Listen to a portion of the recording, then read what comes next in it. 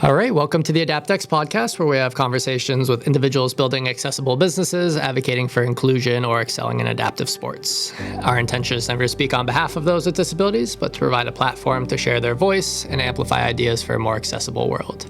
Today, I'm joined by Dr. Nicola McDowell. Dr. McDowell is the founder of the Austin McDowell Foundation and creator of the Austin Assessment app, a screening app for brain-based or cerebral visual impairment. She's also a senior lecturer in the Institute of Education at Massey University in New Zealand. Nicola's research interests include understanding and supporting children and young people who have cerebral visual impairment, empowerment of children and their parents and caregivers, and equity in education. She is a renowned international speaker on cerebral visual impairment, sharing both her research and personal experience with a focus on improving outcomes for others with the condition. Nicola, so thanks for joining me. Thank you very much for the invite to join this podcast. So we can focus on the CVI stuff initially. So maybe for listeners who aren't familiar with what it is, could you maybe define what cerebral visual impairment is? Yeah, so cerebral visual impairment is a brain-based visual issue. So it's an issue with the way that your brain processes the visual information that comes through your eyes. So for many people with CVI, they have normal or near normal or typical, visual acuity. So that means that their eyes are doing exactly what they're meant to do, and the information that goes to their eyes then travels to the back of their brain and through the other areas of the brain that process vision. And somewhere along that process, there's an injury or damage, or it's not working properly, and so that impacts the way that they see the world around them. And is it something that is typically that they're born with, or is it acquired? Both. So lots of children are born with CVI, and so it's really hard for them to know that they actually have CVI because that's the way they've always seen. So it's really like you don't know that they have CVI because they're seeing the world that they think that's the way that everyone sees the world. So you can acquire it as well at any time in childhood through to adulthood. But common causes at birth are low birth weight or low blood sugars at birth, premature babies. Things like that, things that go wrong in pregnancies that can impact the brain. And then later on in life, it's things like strokes, traumatic brain injuries, anything like that impacts the brain. Yeah, that's what I was going to ask, is whether people even recognize that they have it, and what type of professional identifies that someone has CVI. Like, can people get through your basic elementary school visual screening without that being picked up? Yes, definitely. So the visual screening, I don't know, I can't talk for other countries, but definitely in New Zealand, the visual screening process checks for visual acuity. So they're checking to make sure that the child can read the eye chart, what you do in an optometrist office. So the screening programs just pick up that. They don't pick up the visual perceptual difficulties that are associated with CVI. So many kids pass this visual screening or even go to see the optometrist and pass the visual testing because they can do the eye chart. So their visual acuity is typical, within that typical range that suggests that they don't have a vision impairment. So yeah, many of those kids get completely missed, and so they're sitting in our classrooms all around the world just struggling to access the learning material and engage in the learning activities in the classroom. You talk about on your website that you have a before and after of CVI, but that not everyone's afforded that.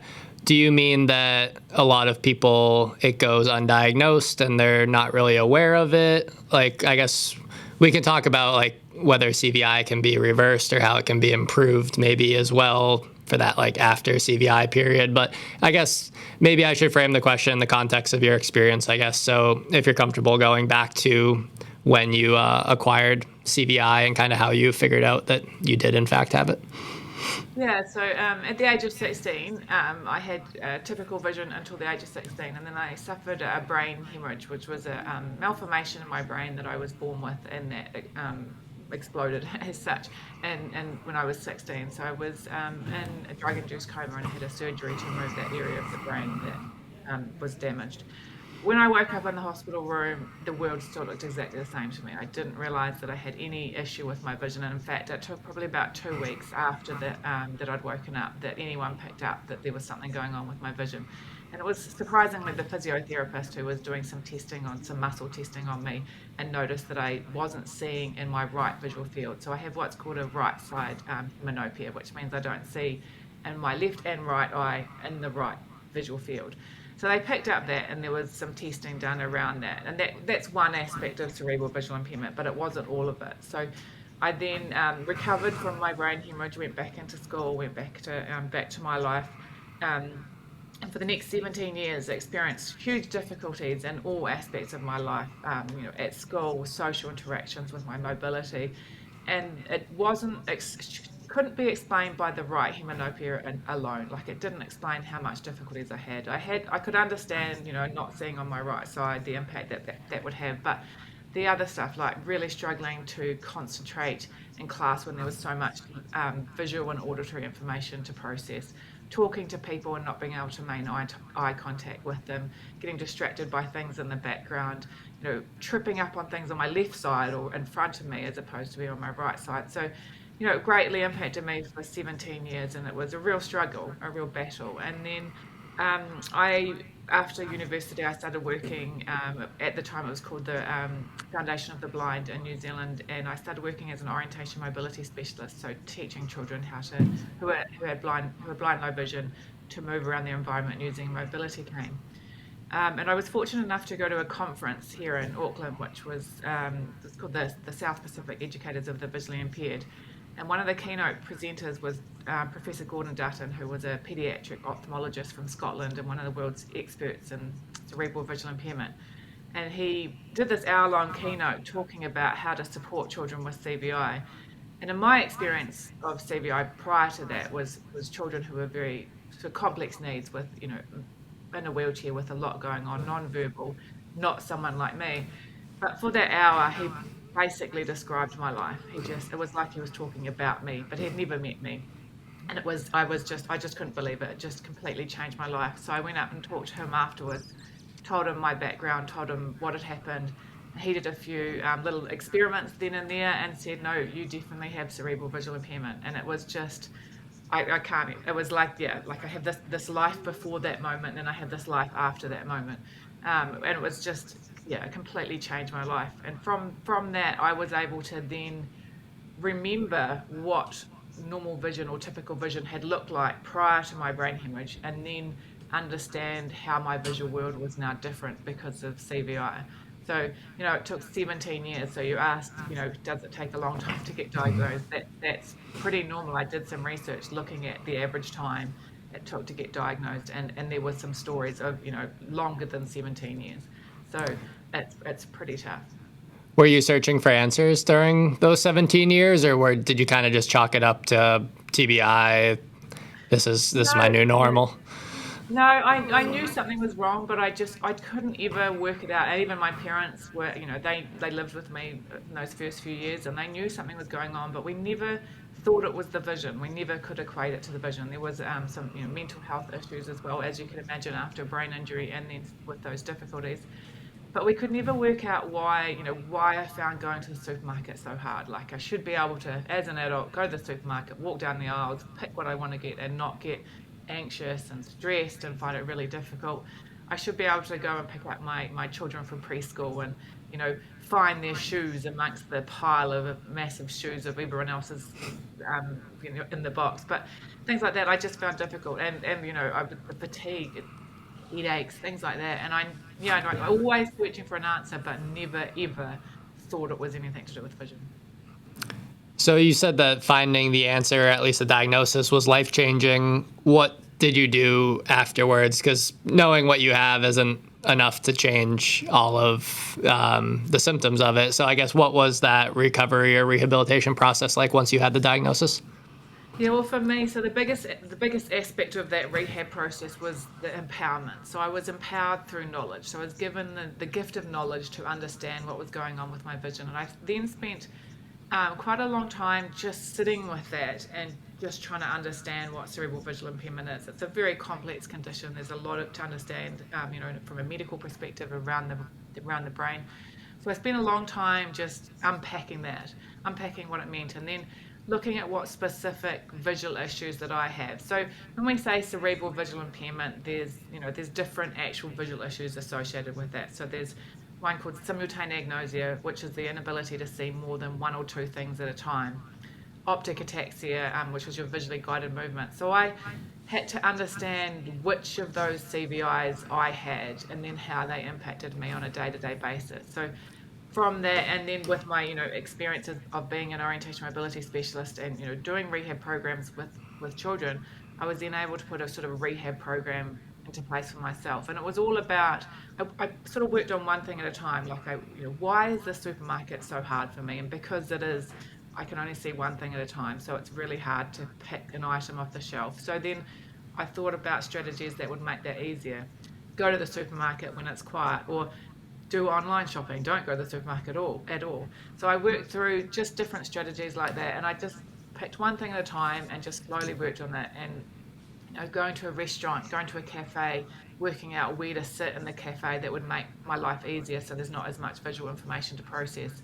Picking quiet cafes, going at a time where it's not busy, just like those kind of things. And that was that process. And I think it probably took a good, I don't know, 5 years maybe, just to really understand what was going on, what was the best strategy to work that would help me. And then one of the biggest things I worked out in that process was actually I could have all the tools in my toolbox to help me in terms of my vision impairment with the CVI, but it was the anxiety or the emotional regulation difficulties that it caused that were kind of impacting me the most. So I had to also work out how to keep myself calm in visually overwhelming situations. And that was the biggest change, I think, once I worked out that, using strategies like mindfulness and just emotional regulation strategies, focusing on being able to say, it's not going to kill me. I'm in an airport that's really, really busy. I'm really struggling. It feels like a lion's chasing me, but it's not. I can cope with this. And if I just keep myself calm, then I can access my vision. Because the thing about CVI is the more anxious you get, or the more difficult an environment is, the less vision you have. So the vision fluctuates depending on the environment, the situation, how tired you are, how hungry you are, how emotional you are. Those kind of factors all into play as well. So if you can keep yourself in that kind of calm, relaxed state, then you're able to see more. So it was a process of learning how to do all of that. So yeah, probably a good 5 years. So it's less about returning to pre-injury levels of vision and more about acclimating to your new environment and your new expectations, I guess. Yeah. Like I'm not going to get that part of the brain back. It's not going to grow back, and so I'm not Yeah. going to have full typical vision anymore. But the vision I've got, I can put into place strategies to make life easier living with this vision. And so, I'm fortunate enough to be able to work from home, and I created an environment where it's not cluttered. It's really calm and relaxing for me. I know what I can cope with in a day. If I do travel, I know what I need to do to make sure that the airports aren't overwhelming and busy places like that. So yeah, it's just about, I think it's the empowerment for me of understanding myself and understanding my vision it was the biggest part. Are there ways to reverse the effects of CVI? Are there interventions to improve? This is the difficulty or the trouble with CVI in terms of diagnosing and treating. It requires a medical diagnosis from an ophthalmologist, so it has to be diagnosed from that medical perspective. But it's not a medical fix. There's no surgery. There's no. Glasses may help in some contexts, but they're more visual issues, not brain based. So there's no medical intervention as such. It's more of an education, rehabilitation process. Neuroplasticity can help, so can happen. So it can, the brain can find new pathways of doing what it needs to do, but not to the extent that you would get back to the typical vision, the vision of a person with typical full vision. That wouldn't happen. So there's no medical intervention to do that. No. In the likely rare case, but possible case that either someone's listening to this that experiences certain symptoms, or maybe as a parent of a child experiencing symptoms, what are the most common things that maybe alert you to that this is potentially a CVI diagnosis, or maybe there isn't even a uniform set of symptoms, and how should someone go about testing whether they have CVI? Yeah, I mean that's a really tricky thing. So we know from research that 3.4% of children in mainstream education have these kind of visual issues. So that's one child in every classroom, and actually that number is probably low. That's probably too low, but it's actually probably more than that. Further research needs to be done on that. But it's really, really difficult to say what some of the signs or the symptoms of CVI are. But it could be things like your child could be clumsy. They're finding social interactions difficulty. They seem distracted in class. they get, they're unable to focus on the learning material. So it's things that, could be easily explained by other conditions as well, which is why the difficulty that, that it is of getting diagnosed with CVI. But definitely struggling in social interactions, social activities, where there's big crowds, finding it hard to identify the people that they're with, or thinking that they're mistakenly identifying strangers as someone they know, things like that. And definitely that, clumsy. I know a lot of children that seem to just sort of, as the older they get and the difficulty at school increases because the tasks get harder, anxiety comes in. So a lot of children have emotional regulation difficulties. I've done a lot of research, and parents have explained their children as going from being calm and relaxed 1 minute to suddenly just really upset, and it goes from woe to go and so quickly, and it's that emotional regulation difficulty. So that really impacts as well. So this is the thesis or the focus of your research, and the Austin Assessment app is a product related to that. Can you explain a bit more about it? Yeah. We are grateful for the support of our first show sponsor. Resolution Fitness offers leading brand health club equipment and accessories for residential and commercial use. In addition to traditional exercise equipment, they specialize in adaptive fitness products and wheelchair accessible machines. If you're interested in outfitting your fitness facility or home gym to be more accessible, visit www.resolutionfitness.ca or the link in the show notes below. So I did my PhD research, which I finished in 2020, and as part of that, in 2016, when I was working as a resource teacher of vision, so that's a teacher that works specifically with children who are blind and low vision, and I was working with a wee boy called Austin who had cerebral palsy and CVI, and we were doing a simple activity of matching playing cards together to add up to 8, because we were doing the 8, working just on a sort of a math activity, and I had cards in front of him like 6, 2, 3, and 5, and he had to match the cards to make them match up to 8, and he was really having trouble doing this, and I didn't really understand why, because I knew like cognitively he could do that, he could add up, and he could easily add them up to 8. So then I changed the activity, and I just put some matching, like 2 kings, 2 10s, 2 6s on a pile, and said to him, can you match these cards? And he wasn't able to do it. He couldn't match them at all. And then I looked at him while he was doing it, and I could see the same issues that I have with my CVI, which is like darting eye movements. If I'm really trying to look for something, I can't keep my eyes on one area for a time, and they dart all around the screen. And I was just watching him.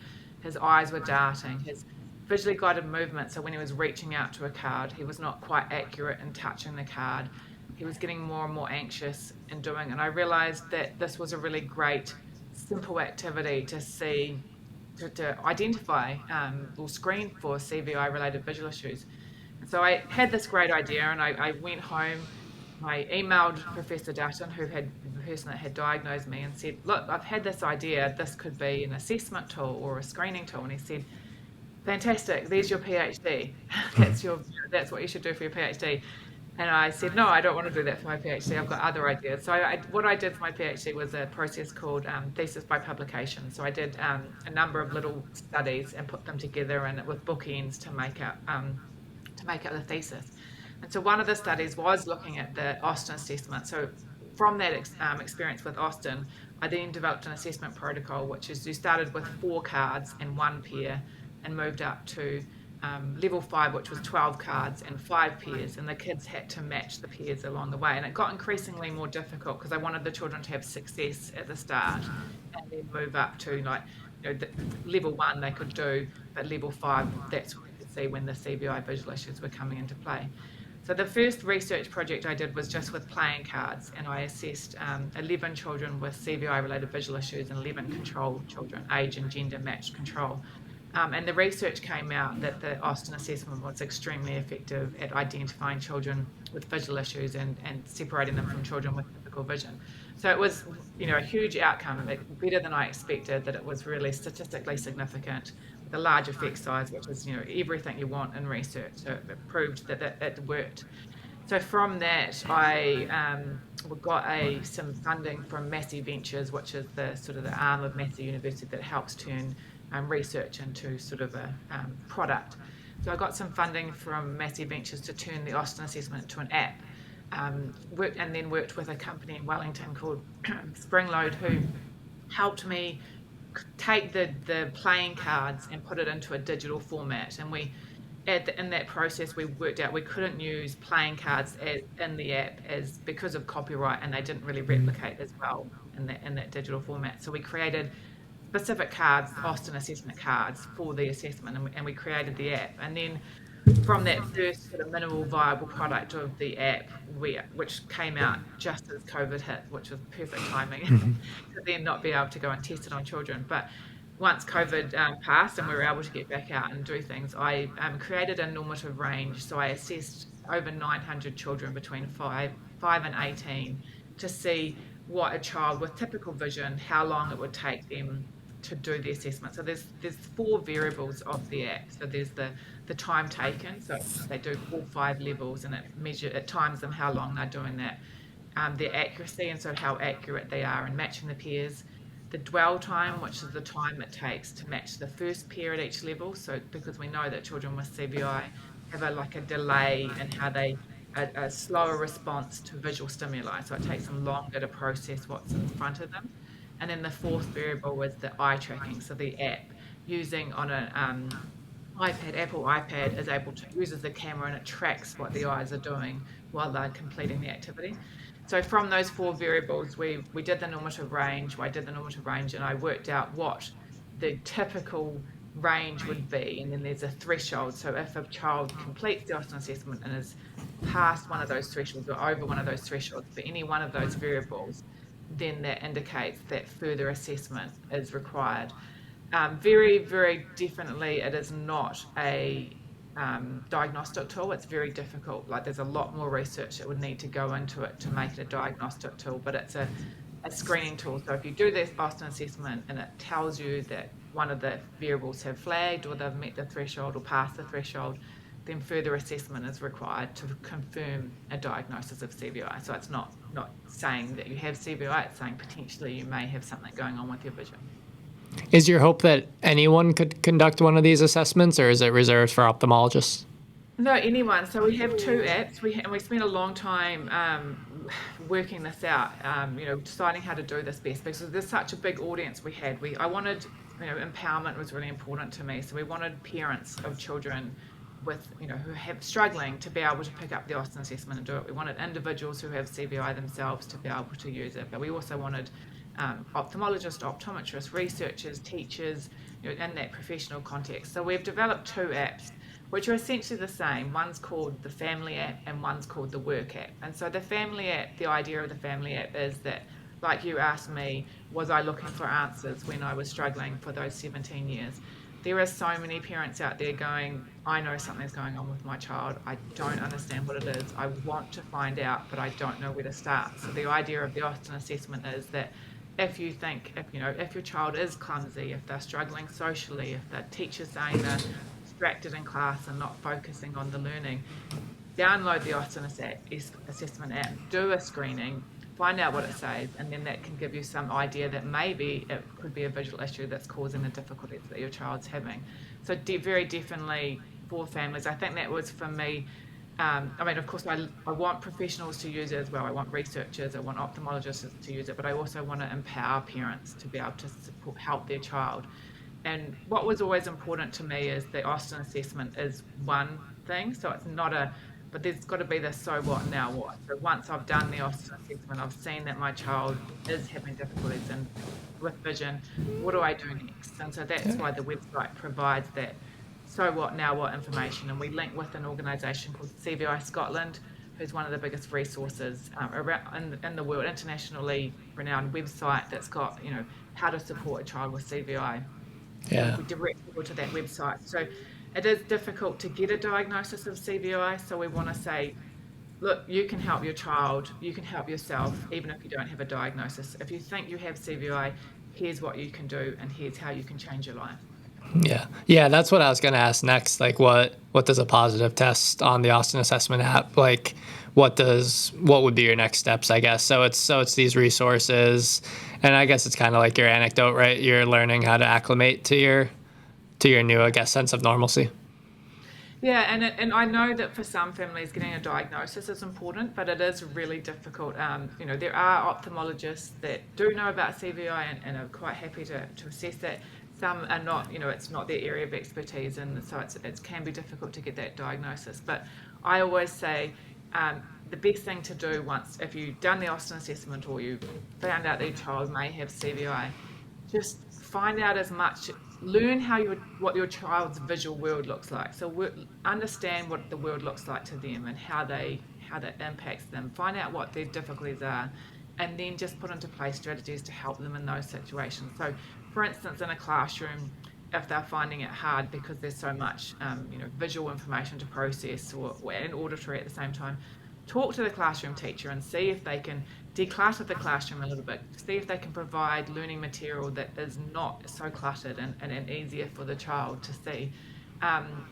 Thinking about if social interactions are hard, how could you make that easier? If it's big groups are difficult, play dates with, just one friend at a time, and let the child sort of build their confidence in that environment. So I think I'm always about, like I've said many times, empowerment. Let's empower the parents to be able to support their child and not have to rely on professionals to come in or specialists to tell them what to do. And so that's why the website, I really want to push that. So what, now what? Here's what you do. Here's how you can help your child. Yeah. Not only CVI, but you have a vast amount of experience with other forms of visual impairment and blindness, correct? Yeah. So our podcast, our work is more specific to fitness. That's how we got connected through Michael, a mutual acquaintance. And what could gyms or fitness professionals do better to support people with visual impairment? Yeah, and I think there's some research.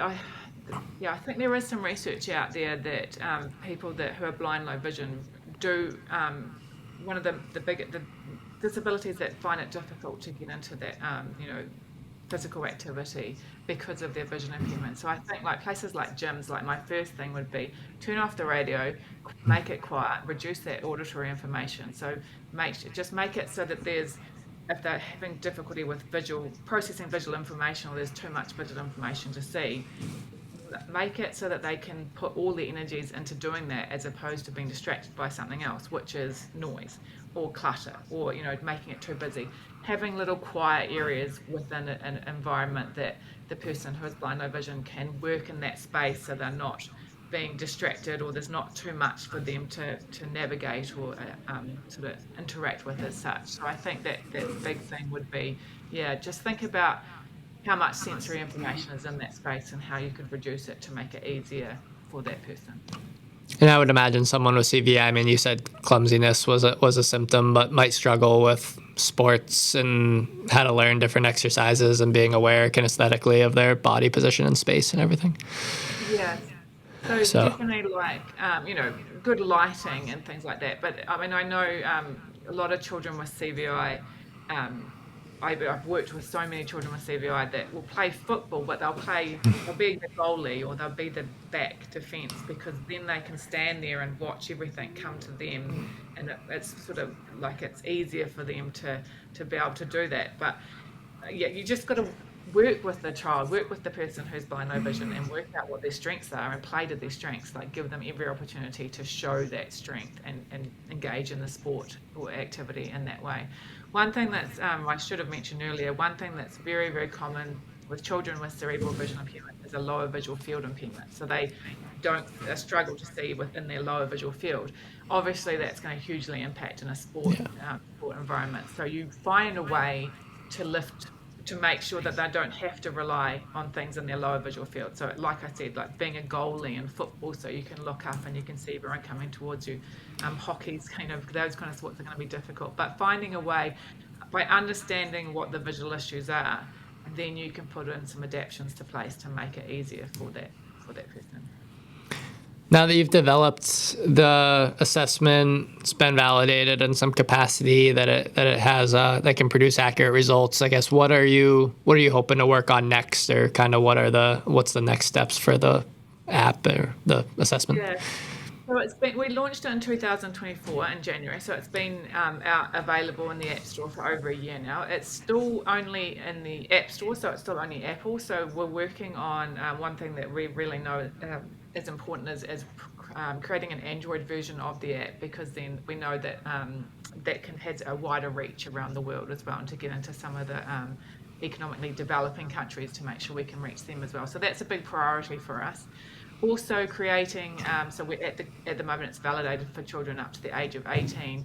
We're currently working on an adult normative range, so also validating it so that adults over the age of 18 can also use the app, because we know conditions like stroke, degenerative brain conditions, brain injuries, traumatic brain injuries, conditions like multiple sclerosis, they can also cause CVI-related visual issues. So we have had lots of feedback that adults want to use it, and so we're working at the moment on creating that normative range. So hopefully in the next 6 months we'll have that out, and it can be used then from age 5 upwards. But the Android version is also really important to me, to us, and we are working on that. I think for us, we're trying to make sure we reach the right markets, or reach the right group of people, and at the moment our focus is on reaching parents, and so we really want to empower parents and reaching parents of children that don't know they've got CVI but know something's going on and want to be able to help their child. So we're working really hard to sort of looking at our marketing to how we do that. But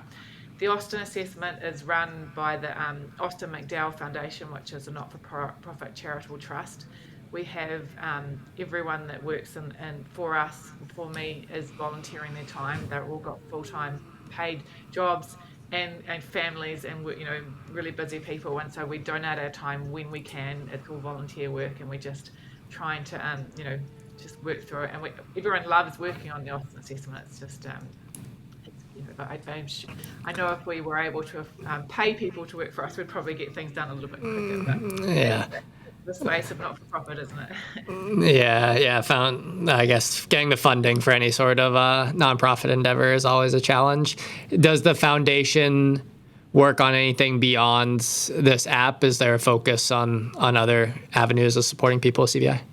Yeah, so for me, the Austin assessment is just one aspect of what I'd like to do, and in terms of supporting people, children and adults with CVI. So for me, the Austin McDowell Foundation is about advocacy for people with CVI, research. So I'm currently doing some research looking at the mental well-being and physical health issues caused by CVI, experienced by people with CVI. So they have CVI, they have these visual issues, but then we're hearing a lot from people with a lived experience, including myself, that it also impacts on mental well-being and physical health. So I'm just currently doing some research, looking at that, looking at what the health issues that people have, and how they, what support is needed to ensure that, these health issues get reduced. So that's really big focus of me. So empowerment is another big area of research for me. So yeah, the Austin McDowell Foundation, we've got the Austin assessment, the screening, but then it's also about advocacy and also research to make sure that, it would be lovely, it would be awesome, like you mentioned about vision screening. What I'd love to happen is that the Austin assessment is used in vision screening programs around the world. So we're identifying visual perceptual difficulties, or the CVI-related visual issues, at the same time as that we're identifying the visual acuity issues in children. So, pushing for that, pushing for change at a sort of a policy level as well. Yeah.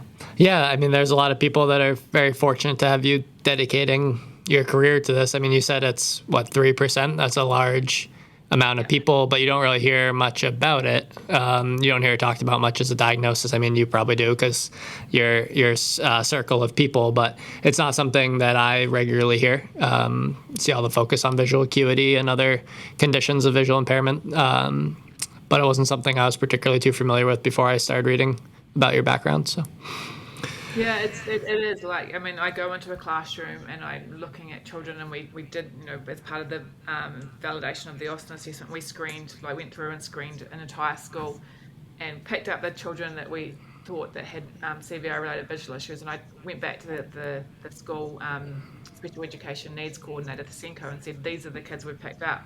And they were like, yeah, we knew something was going on with these kids, but we didn't really know. We thought it was autism, we thought it was ADHD, we thought it was dyspraxia, dyslexia.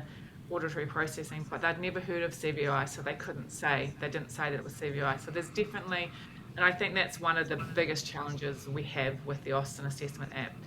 Not only have I created an app that's the first of its kind, there's nothing else like it, it's also for a condition that nobody's heard of. So I'm trying to market a product for some that people don't even know they need, kind of thing, in a space that no one knows about. So it's a lot of background work needs to be going on around raising awareness of CVI. I think, where autism was, 15 years ago, where no one really had heard about it, and then, through popular press and TV shows and books, it became, people knew what autism was. So I feel like we need that in CVI as well. We need people to know what it is, to know that it exists, and to understand it better, to be able to then help all the people that have it.